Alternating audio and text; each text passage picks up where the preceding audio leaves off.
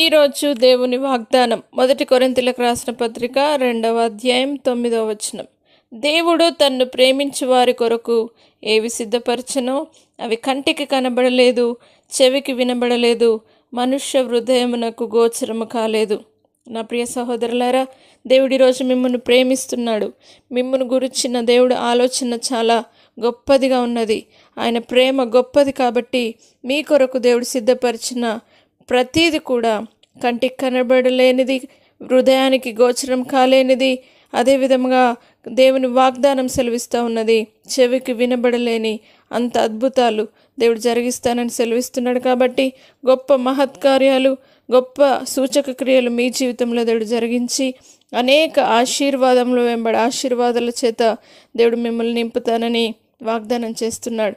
దేవుడు మిమ్మల్ని ప్రేమిస్తున్నాడు. దేవుని ప్రేమ మీ పట్ల వెల్లడిపరుస్తున్నాడు. కాబట్టి ఆయన సిద్ధపరిచిన గొప్ప అద్భుతాన్ని ఇదే దినాన్ని మీరు పొందుకోండి. గొప్ప కార్యాలు మీ జీవితంలో ఇదే దినం చూచుదురుగాక. కంటికి కనబడని, హృదయానికి గోచరం కానీ, చెవుకు వినబడని అనేక అద్భుతాలు మీ జీవితంలో దేవుడు జరిగించి అద్భుతాల చేత నింపి కాపాడునుగాక. ప్రార్థన. పరిశుద్ధుడా, నమ్మదగిన దేవా, మీరు మమ్మల్ని ఎల్లప్పుడూ ప్రేమిస్తున్నారు నాయన. ప్రతి ఒక్కరిని ప్రేమిస్తున్న విధానాన్ని బట్టి నీ కృతజ్ఞతాస్తుతులు నాయన. ప్రతి ఒక్కరి కొరకు ఏర్పాటు చేసిన, సిద్ధపరిచిన ప్రతి ఆశీర్వాదాన్ని బట్టి ఈరోజే ప్రతి ఒక్కరికి విడుదల చేయమని ప్రార్థిస్తున్నాం. ఈరోజే అద్భుత కార్యాలు జరుగునుగాక.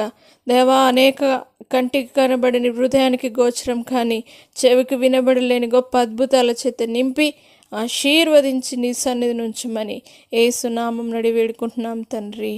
ఆమేన్.